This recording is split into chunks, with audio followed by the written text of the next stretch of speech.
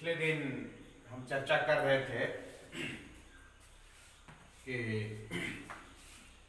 केंद्र और राज्य के बीच में फेडरलिज्म के अंतर्गत वर्टिकल पावर शेयरिंग में कि विभिन्न विभागों का विषयों का किस प्रकार से वर्गीकरण किया गया, उनको विभिन्न सूचियों में बांटा और फिर उस संवैधानिक दृष्टिकोण से कैसे उसको केंद्र से राज्य और राज्य से फिर केंद्र में व्यवस्था दी गई विभिन्न विषयों की, उस पर चर्चा हुई थी। आज लिंग्विस्टिक स्टेट, भाषाई आधार पर राज्यों का पुनर्गठन, भारत के इतिहास में आजादी के बाद ये बहुत बड़ी एक समस्या थी कि राज्यों का पुनर्गठन किस प्रकार से हो। आशंका थी कि श्रीलंका जैसी स्थिति न हो जाए। आप सबको ज्ञात होगा कि श्रीलंका में कैसे भाषा के आधार पर खून खराबा हुआ, तोड़फोड़ हुआ, आज भी अशांति बनी हुई। तो देश के नेताओं में बड़ी चिंता थी, किंतु बड़े ही सुगमतापूर्वक सावधानी के साथ राज्यों का पुनर्गठन हुआ। The creation of linguistic state was the first and major test for democratic politics in our country। यानी अपने देश में लोकतांत्रिक राजनीति में के लिए एक बड़ी व्यापक परीक्षा की घड़ी थी। इसे भाषाई आधार पर पुनर्गठन के लिए, क्योंकि हम जानते हैं कि यहां पर विभिन्न धर्म, भाषा, संस्कृति, रीति रिवाज के लोग निवास करते हैं। यहाँ का एक भौगोलिक परिदृश्य भी भिन्न भिन्न है। उस स्थिति में भाषा के आधार पर राज्यों का पुनर्गठन एक गंभीर चुनौती थी। तो देखा गया कि कई ऐसे राज्य, पुराने राज्य की सीमाएं बदल गई, नाम बदल गया, क्षेत्र भी बदल गया, उसमें भी परिवर्तन हुआ और नए राज्यों का उदय हुआ, गठन हुआ। इधर हिंदी भाषा के क्षेत्र में लगभग 40% लोगों की अवधारणा थी कि राजकीय भाषा, मातृभाषा हिंदी ही हो, किंतु गैर हिंदी भाषी वाले लोगों की भी कमी नहीं थी। आपस में यहां पर विभेद की समस्या आने लगी। अंग्रेजी के पक्ष में दक्षिण भारत के कई क्षेत्रों में जबरदस्त आवाज उठने लगी कि अंग्रेजी भाषा को ही मातृभाषा के रूप में शामिल किया जाए। तमिलनाडु तो यहां तक कि उग्र आंदोलन प्रारंभ कर दिया।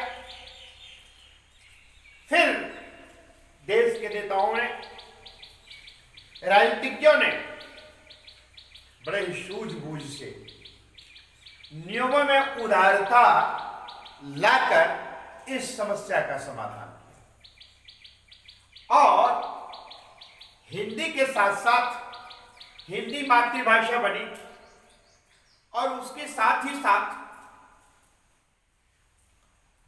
अंग्रेजी को भी राजकीय भाषाओं में, सरकारी कामकाजों में, सेंट्रल लेवल में अंग्रेजी भाषा को भी अनुमति दे दी गई कि विभिन्न कार्यों का निष्पादन अंग्रेजी में भी करने की अनुमति हो गई। इस प्रकार से तमिलनाडु का जो उग्र रूप था वो शांत हो गया। इसके बाद आप सबको ज्ञात होगा कि 1947 से लेकर के 2006 के बीच में कितने नवीन राज्यों का गठन हुआ। भाषा की बात हुई तो भाषा में भी देखा गया कि हिंदी मातृभाषा के साथ साथ अंग्रेजी को भी अनुमति दे दी गई, लेकिन इसके अतिरिक्त भी कई अन्य भाषाएं थीं जिनके पक्ष में लोगों की अवधारणा थी इस भाषा को भी शामिल किया जाए। तनाव की स्थिति उत्पन्न नहीं हो इसलिए देश के नेताओं ने बड़े ही समझदारी से अन्य कई भाषाओं को भी इस अनुसूची में शामिल कर दिया है। आपको ज्ञात होगा कि आज अभी वर्तमान में 22 ऐसी भाषाएं हैं जिन भाषाओं को सरकारी कामकाज में खास करके for whole country level, central level का, यानी कि सेंट्रल गवर्नमेंट का जो भी डिपार्टमेंट्स हैं उसमें इसमें से किसी भी एक भाषा का उपयोग किया जा सकता है। स्थान विशेष के व्यक्ति, क्षेत्र विशेष के व्यक्ति इन भाषाओं में अपनी पसंद के अनुसार से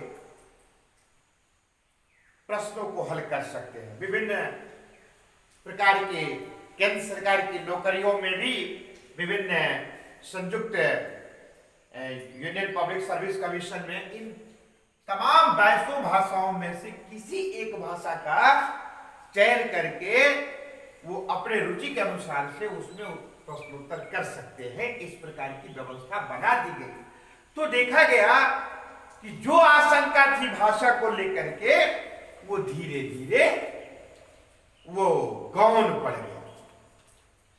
इसके बाद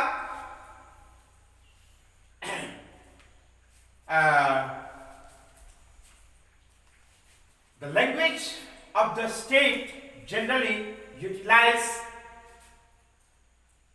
concerning state level, ऐसा भी देखा गया क्योंकि हम जानते हैं हमारा देश बहुत व्यापक है, बहुत बड़ा है, तो वहां पर विभिन्न भाषी के, विभिन्न रीति रिवाज के, विभिन्न धर्म और समुदाय के लोग निवास करते हैं।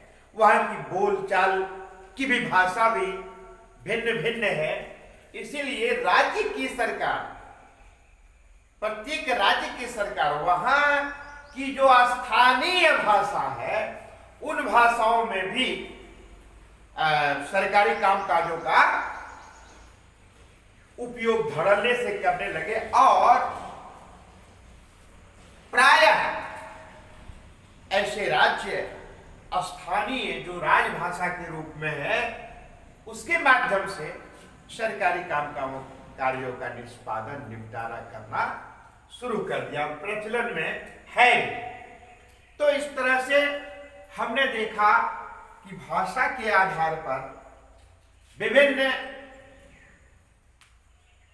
राज्यों में जो विवाद की स्थिति थी वो बड़े ही सुगमता पूर्वक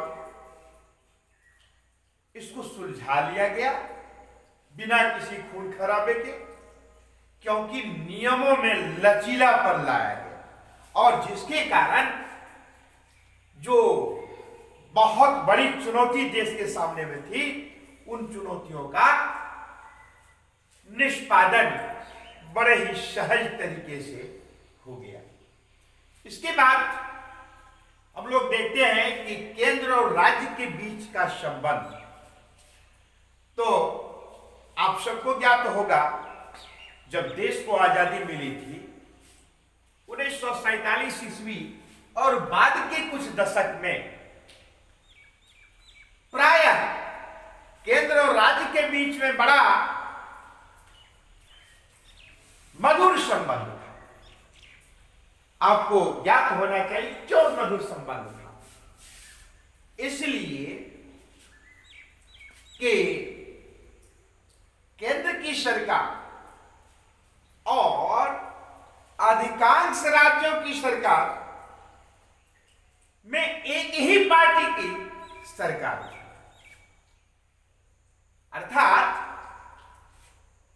केंद्र में यदि कांग्रेस की सरकार, तो अधिकांश राज्यों में भी कांग्रेस की ही सरकार थी। इसीलिए केंद्र सरकार द्वारा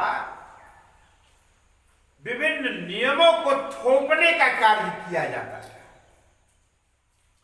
और वहां पर राज्य सरकार की जो स्वायत्तता थी, राज्य सरकार के जो अधिकार क्षेत्र थे, वो गौण पड़ गए, यानी उसका यूटिलाइजेशन हो ही नहीं, एक्सरसाइज हो ही नहीं रहा था, क्योंकि दोनों स्तर पर की सरकार एक ही पार्टी थी। इसीलिए दोनों में तालमेल बहुत हद तक एक रहने के कारण इसमें विभेद नहीं हो पा रहा था और अपनी मांगों को और अपने अधिकारों को उपयोग में लाने से, अधिकार में लाने से प्रायः राज्य वंचित रह जाते थे। किंतु बाद के कालखंड में जो जो ज्ञान का विकास हुआ, जन सामान्य में जागरूकता आई, शिक्षा का स्तर उच्च हुआ, तो लोगों में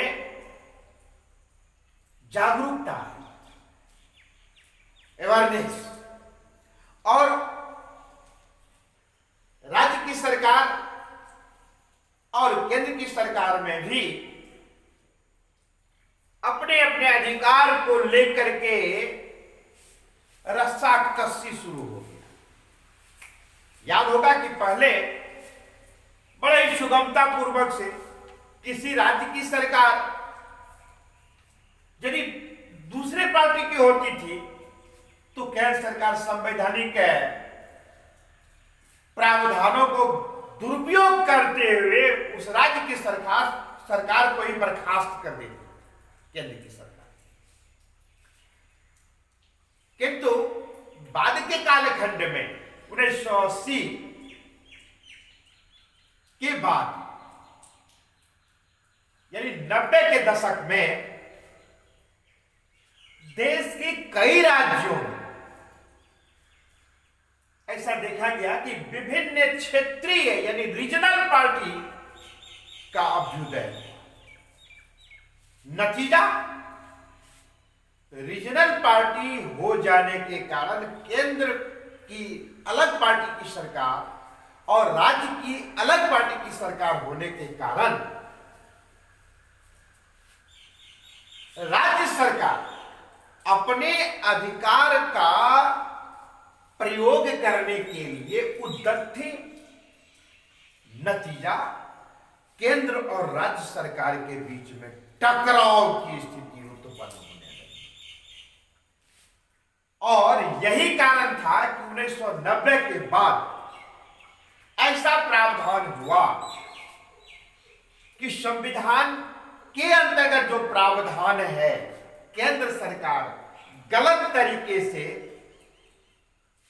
किसी राज्य सरकार को असंवैधानिक दृष्टिकोण से पदच्युत नहीं कर सकती।